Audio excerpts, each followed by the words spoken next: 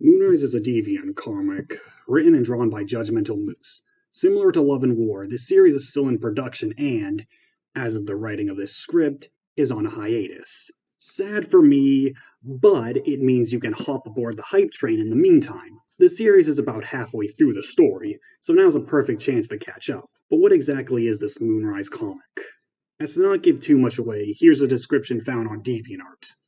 An alien giantess named Marina finds herself on a new planet who appears to be sentient. It informs her that it is inhabited by humans, which harm it. How will Marina's curiosity affect her actions? Another description reads, Marina is asked by the planet to remove humans from its surface, but she wants to discover what humanity is really like. In this quest, she destroys her most important bonds. This story is very much a character study, which sets it apart from the previous fan works I've discussed. We're introduced to this world through Marina's perspective, getting inside her head and exploring this planet through her. She wants to understand humans as one tends to do. How can creatures so small cause so much damage? On the opposite end of the spectrum is her sister Ray, the gem-obsessed bundle of energy who's getting on Marina's nerves. And I can't blame her. Personally, I find Ray really annoying. Not enough to hate her, mind you, but enough to rather see anyone else. Speaking of which, we got Marina's human friend Obel.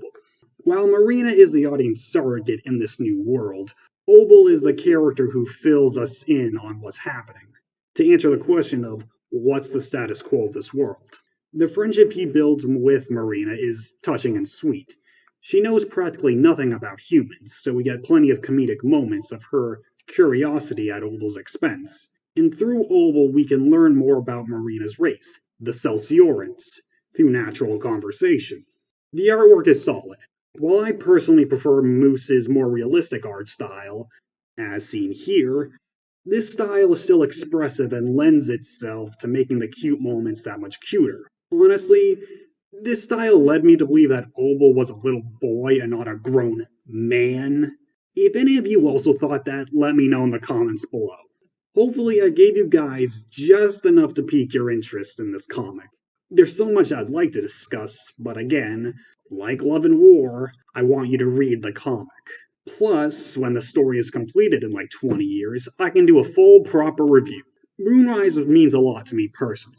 So much so that I commissioned the artist, AraghenXD, to draw my character, Allison Jones, watching the events of Moonrise unfold.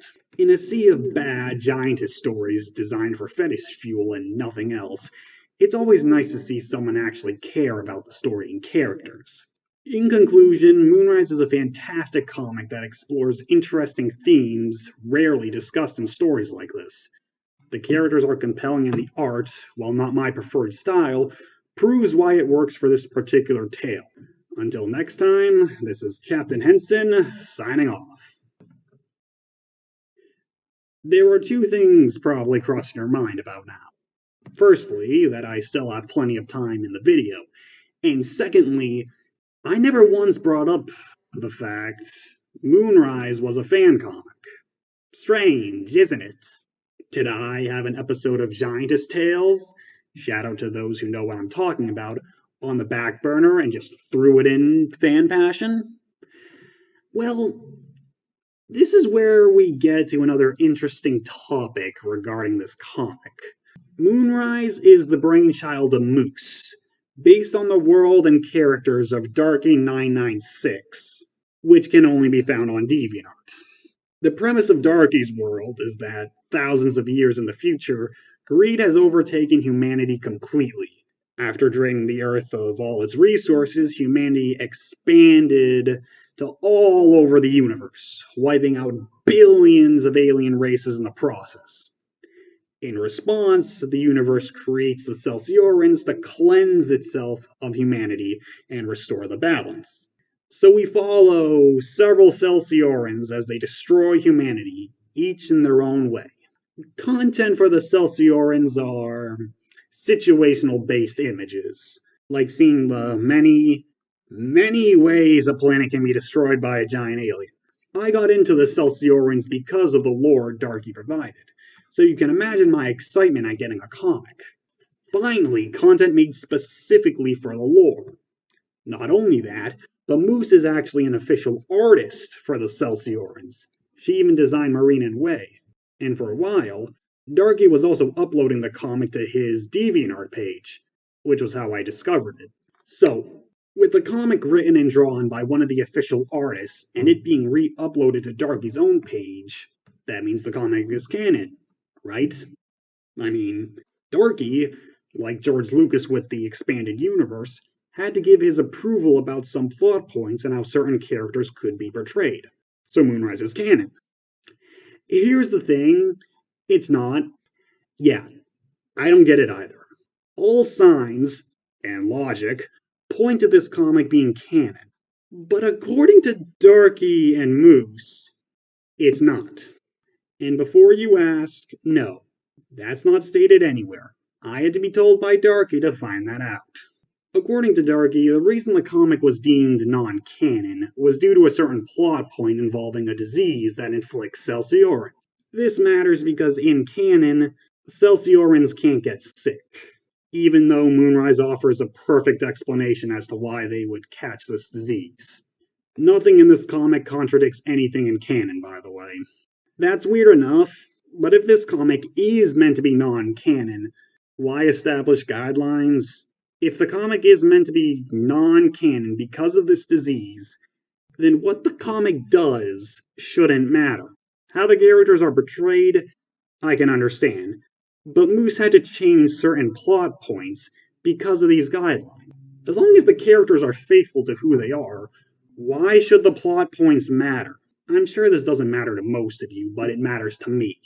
It's bad enough there's zero indication that the comic isn't canon, but to have the nature of its non-canonicity be this convoluted annoys me greatly. You guys should know by now how much I love having everything laid out in a way that makes sense. How many continuities are there in a franchise? What's canon to each one? I love this comic to death, but this fact will never cease to bring my continuity-loving mind pain. But in the end, everything that I said regarding Darky's content doesn't matter. In fact, you could have ended the video at that pseudo-conclusion. Moonrise is technically a fan comic, but you don't need to be at all familiar with the Celsiorans to get into it. In fact, outside of the DeviantArt upload of page 1, Darky's never mentioned, and even with that upload, he's only credited as a collaborator, not as the creator of the Celsiorans. Perhaps it's better that way. Maybe it being non-canon and so distant from Darky's world is to the comic's advantage. The lore provided by Darky is amazing, but because he spreads it among hundreds of images, and there being no indication of what is and isn't canon within that sea, it makes the world difficult to get into. With Moonrise, everything you need to know about the Celsiorans are given in the story. It stands on its own in a way the previous fan works I've discussed can't, with the exception of the gigantic fan film. In conclusion, properly this time, Moonrise is a must-read comic that proves just because something is a fan work doesn't mean it can't stand proudly on its own two legs. So what do you think? Are you interested in the comic? If you read it, what did you think? Let me know in the comment section below. Until next time, this is Captain Henson, signing off.